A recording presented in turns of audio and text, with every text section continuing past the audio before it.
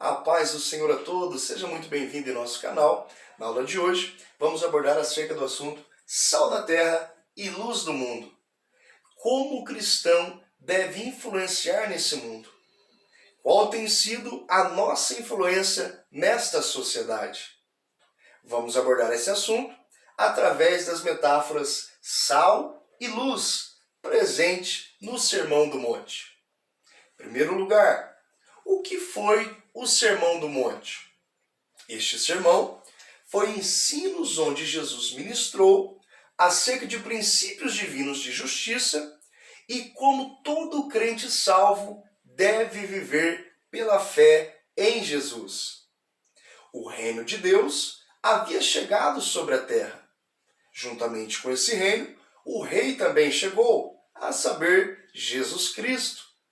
E agora nós estamos vendo a constituição deste reino, a sua lei, os princípios, o padrão elevado de como um crente salvo deve viver em Jesus Cristo.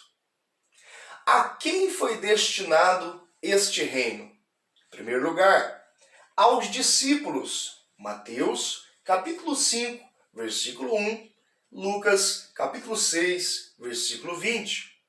Segundo lugar, a multidão que o ouvia. Mateus, capítulo 7, versículo 28 e Lucas, capítulo 6, versículo 17.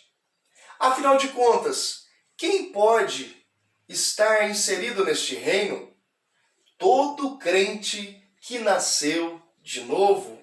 2 Coríntios, capítulo 5, versículo número 17. Como se ingressar neste reino? Através do arrependimento. Mateus, capítulo 3, versículo 2 e também Mateus, capítulo 4, versículo 17. É chegado o reino de Deus. Arrependei-vos. É preciso haver uma verdadeira mudança de mente. É preciso haver uma verdadeira transformação na sua vida para que pudéssemos adentrar sobre este reino. A primeira sessão vai falar acerca das características do crente salvo, a saber, ele é pobre de espírito, chora, é manso, tem fome e sede de justiça, é misericordioso, puro de coração, pacificador e perseguido por causa destes valores do reino. A segunda sessão já nos mostra como esse crente salvo se manifesta mediante a sociedade que ele vive. Disse Jesus: vós sois o sal da terra. O sal, no mundo antigo, era muito apreciado. Os gregos olhavam o sal como algo divino. Os romanos, em sua frase, eles diziam: não há nada mais útil do que o sol e o sal. Até mesmo o salário dos soldados romanos frequentemente eram pagos através do sal. A Bíblia Sagrada nos mostra o sal com várias características de sua aplicação. Era usado como tempero, era usado como um remédio, como um conservante. Vamos falar um pouco sobre a importância do sal, seus atributos, suas peculiaridades. Vamos lá. O sal, ele dá sabor. Ele é o tempero essencial. Um alimento com a medida certa de sal, ele se torna tão saboroso. O sal, ele não recebe gosto, mas é ele quem dá sabor. Quando Jesus quis falar acerca do sal, ele estava falando acerca de influência em uma sociedade sem sabor, identidade, sem forma. É preciso com que o cristão salvo ele expresse o evangelho através da sua vida em meio a esse mundo, tanto pela sua forma de falar quanto a sua forma de ser, o seu exemplo. Segundo lugar, conservante. O mais comum conservante no mundo antigo era o sal, sabendo que no mundo antigo não havia tecnologia da refrigeração.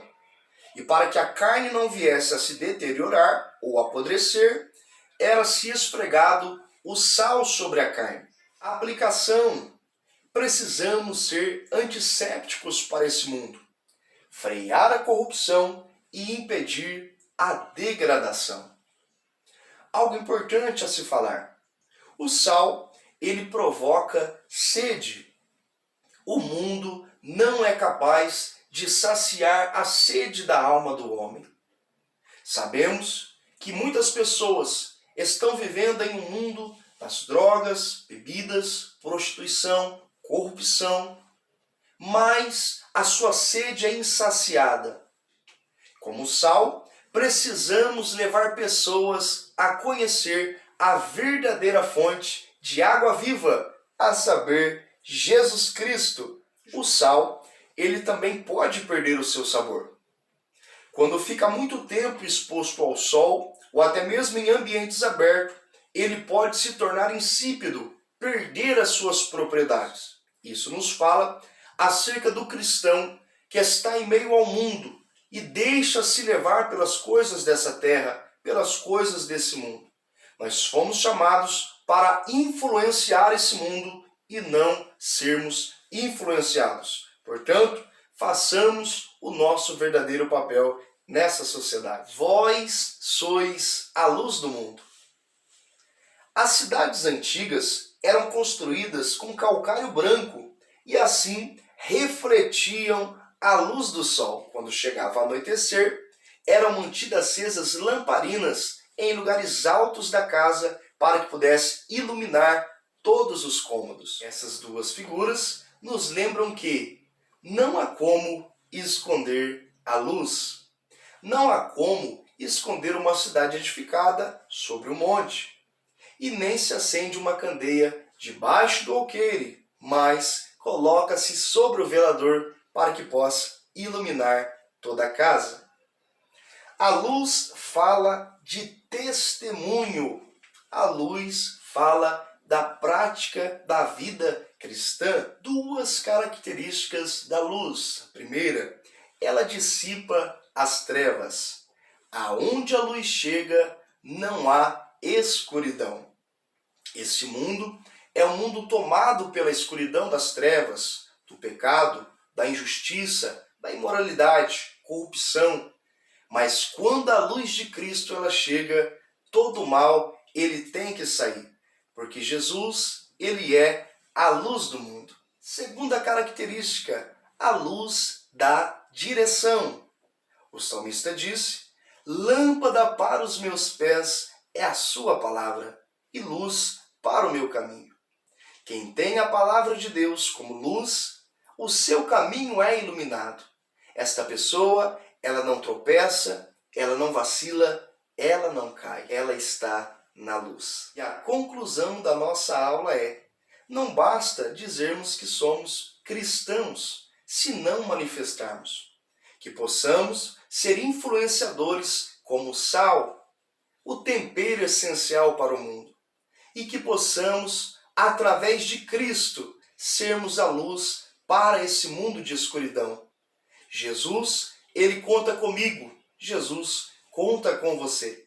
Que Deus abençoe.